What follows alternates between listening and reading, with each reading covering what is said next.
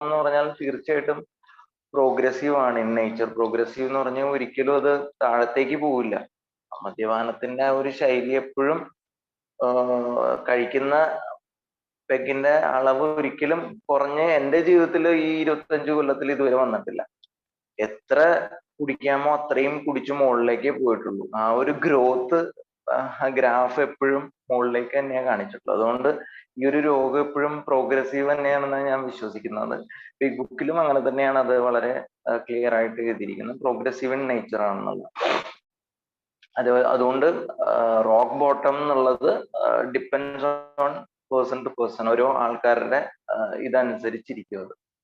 അപ്പോ ഞാൻ എൻ്റെ ജീവിതത്തിൽ എനിക്ക് നഷ്ടമായ കാര്യങ്ങള് ഈ പറയുന്ന പോലെ കാലത്ത് ജോലിയിൽ കയറുമ്പോ തന്നെ സോറി, തലേ ദിവസത്തെ ഹാങ് ഓവർ നല്ല രീതിയിൽ ഉണ്ടാവും. ബ്രേക്ക്ഫാസ്റ്റ് കഴിച്ചിട്ടുണ്ടാവില്ല. ഗ്യാസ്ട്രൈറ്റിസ് ഉണ്ടാവും നല്ല രീതിയിൽ. ശ്വാസം മുഴുവനായിട്ട് എടുക്കാനായിട്ടുള്ള അവധി കൂടി ഉണ്ടാവില്ല. എങ്ങനെയൊക്കെയോ ജോലിയിൽ എത്തിക്കഴിഞ്ഞാല്, ഞാനൊരു ഫിനാൻസ് കമ്പനിയിലെ ഹൗസിംഗ് ഫൈനാൻസിലാണ് വർക്ക് ചെയ്യണത്. അപ്പൊ ജോലിയിൽ എത്തിക്കഴിഞ്ഞാൽ എന്നെ കാണാൻ തന്നെ അവിടെ ആൾക്കാരുണ്ടാവും. എനിക്ക് ഇരിക്കാൻ പോയിട്ട് ഒന്നിനും ഉള്ള ഒരു ആരോഗ്യവും മനസ്സിന്റെ ഉള്ളിൽ 100 കൂട്ടം അനാവശ്യ കാര്യങ്ങൾ ഓടിക്കൊണ്ടിരിക്കുകയായിരിക്കും. അത് ഒരു അർത്ഥമില്ലാത്ത കാര്യങ്ങളായിരിക്കാം. പക്ഷെ പേടി, തലേ ദിവസം രാത്രി എന്ത് ചെയ്തു, ആരെയൊക്കെ വിളിച്ചു, ആരുടെയൊക്കെ കോള് വന്നു, ഒഫീഷ്യൽ കോള് വന്നിരുന്നു എനിക്ക്, വീട്ടിൽ ഞാൻ എന്താ പറഞ്ഞത്, പൈസ വല്ലതും ആർക്ക് അയച്ചു കൊടുത്തിരുന്നു. അപ്പൊ ഇങ്ങനെ 100 കൂട്ടം കാര്യങ്ങളാണ് മനസ്സിൽ ഒരേ സമയം വന്നുകൊണ്ടിരിക്കുന്നത്. അത് ബൊമ്പാട് ചെയ്യുവാണ് ശരിക്കും മനസ്സിന്റെ ഉള്ളിലേക്ക്. അപ്പോ ഇതിനിടയിൽ മുമ്പിലിരിക്കുന്ന കസ്റ്റമേഴ്സ് ഡീൽ ചെയ്യാനും അന്നത്തെ ജോലി ചെയ്യാനുള്ള ആ ഒരു എന്താ പറയുന്ന ആ ഒരു ടൈം ഫ്രെയിമിന്റെ ഉള്ളിൽ തീർക്കേണ്ടി വരുന്ന പ്രശ്നങ്ങൾ, ഇതെല്ലാം കാരണം ഭ്രാന്ത് എന്ന് പറഞ്ഞു കഴിഞ്ഞാൽ ശരിക്കും ഭ്രാന്ത് തന്നെയാണ്. ആ സമയത്ത് നമുക്ക് ദേഷ്യപ്പെടാൻ പറ്റാവുന്ന എല്ലാവരോടും നമ്മൾ ദേഷ്യപ്പെടും. കാരണം എന്ന് വെച്ച് കഴിഞ്ഞാല് എല്ലാവർക്കും എനിക്ക് എന്റെ ബോസിനോട് ദേഷ്യപ്പെടാൻ പറ്റത്തില്ല. പക്ഷെ എന്റെ ഫാമിലി, എന്റെ ഭാര്യനോടും മകനോടും എന്റെ വീട്ടുകാരോടും എനിക്ക് ദേഷ്യപ്പെടാൻ പറ്റുമായിരുന്നു. അത് ഞാൻ ചെയ്യും. പക്ഷെ ഇതെല്ലാം നമ്മുടെ ക്വാളിറ്റി ആണ് സ്പോയിൽ ചെയ്യണ റിലേഷൻഷിപ്പിലുണ്ടായിരുന്നു. എങ്ങനെയെങ്കിലും എന്തെങ്കിലും ഭക്ഷണം കഴിച്ചു കഴിഞ്ഞാൽ പിന്നെ സ്വപ്നമാണ്. സ്വപ്നം എന്ന് പറഞ്ഞാൽ ശരിക്കും സ്വപ്നം തന്നെയാണത്. ഈ സ്വപ്നത്തില് വൈകുന്നേരം എങ്ങനെ മദ്യപിക്കുക എന്നുള്ള ഒരു പ്ലാനിങ്ങിന്റെ സ്വപ്നമാണ്. അപ്പൊ അതില് ആരെങ്കിലും എവിടെന്നെങ്കിലും വന്ന് ചാടിപ്പെട്ടു കഴിഞ്ഞാൽ പിന്നെ എന്താണ്, അവനെ എങ്ങനെ ഇതിലേക്ക് പെടുത്തുക, അവനെ കൊണ്ട് എങ്ങനെ ഇതില് നമ്മൾ ചെലവ് ചെയ്യണതോ അവനെ കൊണ്ട് ചെലവിപ്പിക്കണം, സ്ഥലം ഒപ്പിക്കുക, എന്ത് ഭക്ഷണം കഴിക്കണം, എത്ര വാങ്ങിക്കണം, മതിയാവൂ. അപ്പൊ ഇത് ഒരു ദിവസത്തെ കാര്യമല്ല. അത് 10-25 കൊല്ലം ഇതേ ലൈഫ് സ്റ്റൈലായിരുന്നു എനിക്കുണ്ടായിരുന്നത്. ഈ മദ്യപാനത്തിന്റെ കാര്യം മാത്രമാണ്. കാരണം അത് എന്നെ സെൽഫ് സെന്റേർഡ്, എന്നെ കുറിച്ച് മാത്രമേ ഞാൻ ആലോചിക്കുന്നുള്ളൂ. കാരണം എനിക്കാണ് മദ്യപിക്കേണ്ടത്, മദ്യം കണ്ടെത്തണം, അത് സുരക്ഷിതമായിട്ട് കഴിക്കണം. ഇപ്പൊ എല്ലാവരുടെ കാര്യവും ഇത് തന്നെ ആയിരിക്കാം. ഓക്കെ, അപ്പോ ഇതുണ്ടാക്കുന്ന മാനസികമായ പ്രശ്നങ്ങള് ഏത് അളവിലേക്ക് പോകുമ്പോൾ അത്രയും ഒരു ലെവലിലേക്ക് പോയി കഴിയുമ്പോഴാണ് എനിക്ക് തോന്നിയത് എന്റെ ജീവിതം ഇത് ഇത്രയും നാൾ ജീവിച്ചതിൽ യാതൊരു അർത്ഥവും ഇല്ല. കാരണം എനിക്ക് എവിടെയൊക്കെയോ എത്താമായിരുന്നു. എന്റെ ജീവിതത്തിൽ സന്തോഷമില്ല, എന്റെ ആരോഗ്യം എനിക്കില്ല തീരെ. അപ്പോ ഇങ്ങനെ ഒരു അവസ്ഥ വരുമ്പോ എന്ത് ചെയ്യണം എന്നറിയാതെയാണ് ഞാൻ, കാരണം പരീക്ഷണങ്ങൾ പലതും ചെയ്തു നോക്കി.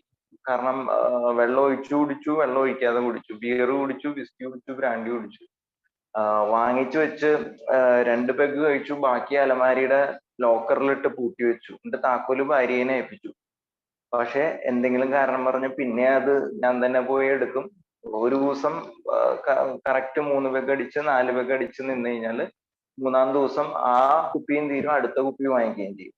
അപ്പൊ ഈ പാറ്റേൺ പലതും പരീക്ഷിച്ചു നോക്കിയതാണ്. റീഹാബിലിറ്റേഷൻ സെന്ററിൽ എന്റെ അച്ഛനൊരു മദ്യപാനിയായിരുന്നു. അപ്പൊ എന്റെ അച്ഛനെയും കൊണ്ട് അച്ഛനെ ട്രീറ്റ് ചെയ്യാൻ വേണ്ടി ഞാൻ പോയിട്ടുണ്ട് റീഹാബിലിറ്റേഷൻ സെന്ററിൽ. അപ്പൊ അവിടുത്തെ ഡോക്ടറിനോട് സംസാരിച്ചതും അച്ഛന്റെ കൂടെ ഞാനാണ് നിന്നിരുന്നതും ഈ എക്സ്പീരിയൻസ് ഒക്കെ എനിക്കുണ്ടായിരുന്നു. പക്ഷെ എന്നിട്ടും ഞാൻ വിശ്വസിച്ചില്ല ഞാനൊരു മദ്യപാനി ആവുന്നുള്ളത്. കാരണം എനിക്ക് ഈ എല്ലാ രീതിയിലുള്ള പാറ്റേണും ഉണ്ടായിരുന്നു. എന്റെ അച്ഛൻ മദ്യപിക്കുന്ന രീതി, എല്ലാ രീതികളിലും അതിന് കൂടുതലാണ് ഞാൻ കാണിച്ചുകൊണ്ടിരുന്നത്. എന്നിട്ട് പോലും എനിക്ക് മനസ്സിലായില്ല, അല്ലെങ്കിൽ എനിക്കത് അംഗീകരിക്കാൻ പറ്റിയില്ല ഞാൻ ഒരു മദ്യപാനിയാണെന്ന്. അവസാനം 2008 ഞാൻ ഒരു ഞാൻ മദ്യപാനിയാണെന്ന് കുറച്ച് എനിക്കൊന്ന് മനസ്സിലായി തുടങ്ങിയപ്പോൾ ഞാൻ ഒരു ഡോക്ടറെ പോയി കണ്ടു, ഒരു മരുന്ന് വാങ്ങിച്ചു കഴിക്കാൻ തുടങ്ങി. അതൊരു ഹെർബൽ പൗഡർ ആയിരുന്നു. ഈ പൗഡർ കിട്ടിക്കഴിഞ്ഞപ്പോൾ ഈ പൗഡർ കഴിച്ചാൽ പിന്നെ ഒന്നും മദ്യപിക്കാൻ പറ്റത്തില്ല. അന്നത്തെ ദിവസം ഒരു 3 ദിവസത്തേക്ക് അതിന്റെ എഫക്ട് നിൽക്കും. ശരീരം ആകെ ചുവന്ന് കണ്ണൊക്കെ പുറത്തേക്ക് തള്ളി വന്ന് പിന്നെ ഛർദിക്കലാണ്. ഛർദിച്ച് കഴിഞ്ഞാൽ മഞ്ഞ വെള്ളം വരെ പുറത്തേക്ക് വരുന്ന രീതിയിൽ ഛർദിക്കലാണ്. ആകെ ഫുൾ മൂഡും പോവും. അപ്പൊ അതുകൊണ്ട് ആ മരുന്ന് കഴിക്കുന്ന ദിവസം എനിക്ക് ആലോചിക്കാൻ പോലും പറ്റില്ല മദ്യം കഴിക്കണത്. പക്ഷെ ഇത് വളരെ നല്ല രീതിയിൽ പിന്നെ ഒരു മാനിപ്പുലേഷൻ ആയി. കാരണം കഴിക്കേണ്ട സമയത്ത് മദ്യം കഴിക്കും, വേണ്ട ബാക്കി നല്ല കാര്യങ്ങളൊക്കെ ചെയ്യണം എന്നുള്ള തോന്നൽ വരുമ്പോൾ മരുന്നും കഴിക്കും രാവിലെ. ഇത് 10-15 കൊല്ലം ഈ ഒരു സാധനം, 10-12 കൊല്ലം ഈ ഒരു സാധനം കൊണ്ട് മാത്രം പോയി. അവസാനം ഞാൻ ഒമാനിലേക്ക് വന്നപ്പോഴാണ് ഞാൻ ഈ മരുന്ന് മനഃപൂർവ്വം എടുത്തത് അതോ ദൈവം തോന്നിച്ചാണോ എന്താണെന്ന് അറിയില്ല. ഞാൻ ആ മരുന്ന് വാങ്ങിച്ചില്ല മനഃപൂർവ്വം. വാങ്ങിക്കാതെ ഇങ്ങോട്ട് വന്നതും ഈ സാധനം അതിലില്ലാതെ പോവുകയും ചെയ്തു. കാരണം ഇവിടെ ആദ്യമായിട്ടാണ് ഞാൻ ഇന്ത്യയുടെ പുറത്തേക്ക് വരുന്നത്. എന്നെ കൺട്രോൾ ചെയ്യാൻ ആരുമില്ല. 2 ദിവസം അവധി എന്ന് പറഞ്ഞാൽ 2 ദിവസം പൂർണ്ണമായിട്ട് അവധിയാണ്. ഈ ഫ്ലാറ്റിനുള്ളിൽ ഞാൻ മരിച്ചു കിടന്നാൽ പോലും ഇപ്പോ ഡെയിലി വീട്ടിൽ നിന്ന് വിളിക്കുന്നതുകൊണ്ട് മാത്രം, അല്ലെങ്കിൽ പുറത്തൊരു കുഞ്ഞു പോലും അറിയാൻ പാടില്ല. അങ്ങനത്തെ ഒരു അവസ്ഥയിലാണ് ഇവിടെ ജീവിച്ചിരുന്നത്. അപ്പൊ ഈ മദ്യവും സിഗരറ്റും സിനിമയും ഇങ്ങനെ തന്നെയായിരുന്നു ജീവിതം ഏകദേശം 1-2 മാസക്കാലം. തകർന്ന് ആ മാനസികമായി ഡിപ്രഷൻ വന്ന് ആ ഒരു ആത്മഹത്യ എന്നുള്ള കാര്യം വരെ ആലോചിച്ചു തുടങ്ങിയപ്പോഴാണ് ഞാൻ നെറ്റിൽ അടിച്ചിട്ട് എന്ന് പറഞ്ഞൊരു കൂട്ടായ്മയെ കുറിച്ച് എന്താണെന്ന് അറിയില്ല അതിലേക്ക് വന്നത്. പക്ഷെ അതിൽ വരുമ്പോ എനിക്ക് അറിയാമായിരുന്നു എനിക്ക് ഇനി ഇത് തുടരാൻ പറ്റത്തില്ല. എന്റെ ജീവിതം എനിക്ക് ഒരു രീതിയിലും മാനേജ് ചെയ്യാൻ പറ്റുന്നില്ല. ഞാൻ ഇതിന്ന് മദ്യപാനം എന്ന് പറഞ്ഞ സാധനം ഇനി മാറ്റി വെച്ചേ പറ്റുള്ളൂ. ആ കിങ് ആൽക്കഹോളിനോട് മുട്ടുകുത്തി ഇരുന്ന് തോൽവി സമ്മതിച്ചിട്ടാണ് എയിലേക്ക് ഞാൻ വന്നത്. കാരണം ഇനി വയ്യ എന്നുള്ളതാണ്. എത്ര പ്രാവശ്യം ഇപ്പൊ ഒരു ഫിസിക്കൽ ആയിട്ടുള്ള ഒരു സംഭവമായിരുന്നെങ്കിൽ, ഇപ്പൊ ഒരു മനുഷ്യനായിരുന്ന അപ്പുറത്തെങ്കിൽ തല്ലുകൊള്ളാൻ നമ്മള് എപ്പോഴും ചെല്ലുമോ അയാളുടെ അടുത്ത്? ചെല്ലുമ്പോഴൊക്കെ അയാള് മൂക്കിനിട്ട് ഇടിക്കുന്നുണ്ട്, പിന്നെയും നമ്മളത് ചെല്ലുമോ? ഒരിക്കലും ചെയ്യില്ല നമ്മളത്. പക്ഷെ ഇത് ഈ ഒരു രോഗത്തിന്റെ പ്രത്യേകത തന്നെ. എത്ര പ്രാവശ്യം പഠിക്കത്തില്ല, എത്ര പ്രാവശ്യം വീണാലും അപകടം പറ്റിയാലും ബന്ധങ്ങൾ ഇതായാലും പോലീസ് സ്റ്റേഷനിൽ കയറിയാലും പൈസ പോയാലും ഞാൻ പഠിച്ചിട്ടുണ്ടായിരുന്നില്ല ഇത്രയും കാലം. അത് എന്തുകൊണ്ടാന്ന് ചോദിച്ചാൽ അതാണ് ആ രോഗത്തിന്റെ പ്രത്യേകത. എന്നാൽ ഇത് രോഗമാണ്, ഇങ്ങനെ ഒരു അസുഖം ഉണ്ടെന്ന് സമ്മതിക്കാനാണ് അതിലും ബുദ്ധിമുട്ടുണ്ടായിരുന്നു എനിക്ക്. അവസാനം ഇത് സാഷ്ടാംഗം വീണു ഇതിനോട് തോൽവി സമ്മതിച്ചിട്ടാണ് എന്നെ വിളിച്ചതും. വിളിക്കലും എന്നെ വന്ന് എൻ്റെ ഇപ്പോഴത്തെ സ്പോൺസർ വന്ന് കാണുകയും ചെയ്തു. അന്നാണ് ലോകത്ത് ഒരാൾ എന്നോട് പറയുന്നത് ഞാനും ഒരു മദ്യപാനിയാണ് മനോജെ, എനിക്കും ഇങ്ങനെയൊക്കെയുള്ള പ്രശ്നങ്ങൾ ഉണ്ടായിരുന്നു. മദ്യം തൊട്ട് കഴിഞ്ഞാൽ എനിക്ക് നിർത്താൻ പറ്റത്തില്ല, ഞാൻ വീഴുന്നവരെ കുടിച്ചു. ഇങ്ങനെ വേറൊരാൾ പറഞ്ഞു കേൾക്കുമ്പോൾ എനിക്കുണ്ടായ ആശ്വാസം പറഞ്ഞറിയിക്കാൻ പറ്റാത്തായിരുന്നു. കാരണം ഈ ലോകത്ത് എനിക്ക് ഇതുവരെ ഒരു ഫീലിംഗ് ആരും തരാൻ പറ്റിയിട്ടില്ല. കാരണം എല്ലാരും എന്നെ കുറ്റപ്പെടുത്തിക്കൊണ്ടായിരുന്ന എല്ലാരും പറഞ്ഞ നിനക്ക് ഉത്തരവാദിത്വം ഇല്ലാത്തതുകൊണ്ടാണ്, നിനക്ക് നീ കുറച്ച് കഴിച്ചു കഴിഞ്ഞാൽ നിനക്ക് എന്താ കുഴപ്പമുള്ളത്, എപ്പോഴും ഇത്രയും കഴിക്കണത് എന്തിനാണ്, നിനക്ക് വീട്ടിൽ പോകണം എന്നുള്ള ഉത്തരവാദിത്വം ഇല്ല, കുടുംബം നോക്കണം എന്നുള്ള ഉത്തരവാദിത്വം ഇല്ല.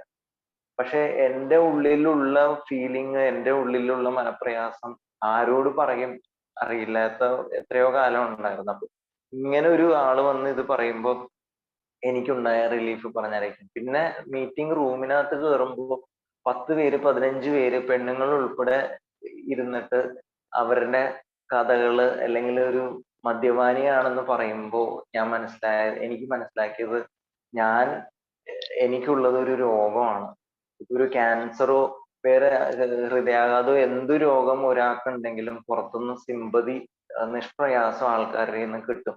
പക്ഷെ ഒരു മദ്യപാനി എന്ന് പറഞ്ഞാൽ ഒരിക്കലും ഒരു രീതിയിലുള്ള സിമ്പതിയും പ്രതീക്ഷിക്കേണ്ട പുറത്തുനിന്നുള്ള ഒരു സാധാരണ ആളുടെ. അവന് തല്ല് കൊള്ളാത്തതിന്റെ അസുഖമാണെന്നേ ആൾക്കാർ പറയുള്ളൂ. പക്ഷെ ഒരു മദ്യപാനിയുടെ ഉള്ളില് ആരെക്കാളും പുറത്ത് ഉള്ളതിനേക്കാളും ആഗ്രഹം അവനായിരിക്കുള്ളൂ ഇത് നിർത്തണം എന്നുള്ള ആഗ്രഹം ഉണ്ടാവുന്നത്. അപ്പൊ അങ്ങനെ ഒരു അവസ്ഥയിൽ എയുടെ മീറ്റിംഗ് റൂം എനിക്കൊരു സ്വർഗമായിരുന്നു. ശരിക്കും വേറൊരു ജീവിതം തന്നെയായിരുന്നു എനിക്ക് കിട്ടിയത്.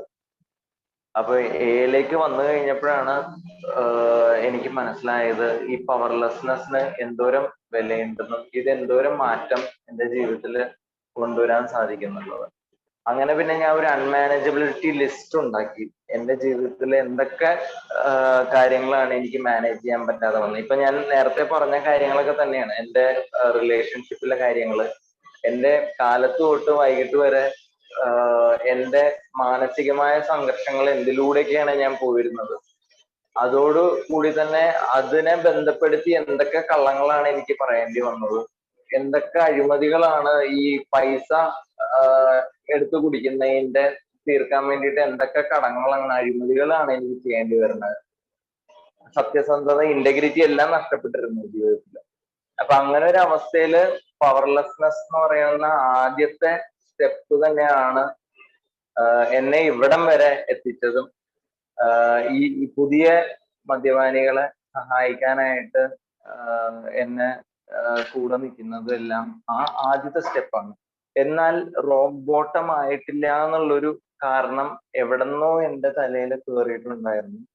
ആദ്യമേ ഞാൻ പല കഥകളും കേൾക്കുമ്പോൾ എനിക്ക് മനസ്സിൽ തോന്നിയത്, അയ്യോ എനിക്ക് ഇത്രയൊന്നും പറ്റിയിട്ടില്ലല്ലോ, അയ്യോ എൻ്റെ ഡൈവേഴ്സ് ആയിട്ടില്ലല്ലോ, എനിക്ക് ഇത്രയും ബാധ്യതകൾ ഇല്ലല്ലോ എന്നുള്ള ഒരു തോന്നൽ എനിക്ക് വരുമ്പോൾ അറിയാതെ എവിടെയോ എനിക്കൊരു ചിന്തയും വരുന്നുണ്ട്, മനോജ് നീ മദ്യപാനിയല്ല, നീ കുഴപ്പമില്ല എന്നുള്ള. അതൊരു ചിന്ത മാത്രമാണ്, ഏതോ ഒരു നിമിഷത്തിലെ ഇടയിൽ വരുന്നതാണ്. പക്ഷെ അത്ര പവർഫുൾ അല്ല ആ ചിന്ത, സ്ട്രോങ് അല്ല അത്. കാരണം പണ്ടത്തെ ഒരു മനോജായിരുന്നെങ്കിൽ ഈ ചിന്തയുടെ പുറകെ പിടിച്ചു പോയേനെ. മനസ്സിലായില്ല? കാരണം പുറകെ പിടിച്ചു പോയേനെ. ഇവര് കാണിക്കുന്നൊന്നും എനിക്കില്ലാന്ന് തോന്നിയിട്ട് ഞാൻ അവസാനം ആ പറയുന്ന ഗ്ലാസ് മദ്യത്തിലേക്കുള്ള ദൂരം ഒരു ഗ്ലാസ്സേ ഉള്ളൂ എന്റെ സോബ്രേറ്റിയുടെ ദൂരം എന്ന് പറയുന്ന പോലെ തിരിച്ചു പോയേനെ. പക്ഷെ ഇന്നും ചിന്തകൾ വരുന്നുണ്ട്, നീ മദ്യപാനി അല്ല എന്നുള്ള ഒരു തോന്നൽ എവിടെന്നോ ഒരു സ്പാർക്ക് പോലെ വന്നു പോകുന്നുണ്ട്. പക്ഷെ ഞാൻ ഒട്ടും കാര്യമാക്കാറില്ല. കാരണം നമ്മൾ ഒരിക്കലും ഇതിൽ പറയുന്ന പോലെ നമ്മൾക്ക് ഒരിക്കലും നമ്മുടെ ഡിഫറൻസസ് അല്ല നോക്കേണ്ടത്, നമ്മുടെ സിമിലാരിറ്റീസ് ആണ് നോക്കേണ്ടത്. എവിടെയൊക്കെയാണ് നമ്മൾ ഒരേപോലെ ഉള്ളതെന്നുള്ളത്. അതെ.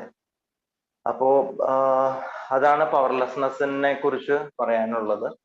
അപ്പോ പുതിയതായിട്ട് വന്നിട്ടുള്ള ആൾക്കാർക്ക് ഈ ഒരു ആശയത്തിനെ എന്തോരം മനസ്സിലാക്കാൻ പറ്റുമോ അത്രയും ആൾക്കാരോട് ചോദിച്ച് മനസ്സിലാക്കുക. കാരണം ഇത് അത്രയും ഗംഭീരമായ ഒരു സ്റ്റെപ്പാണ് പവർലെസ്നെസ് എന്നുള്ളത്.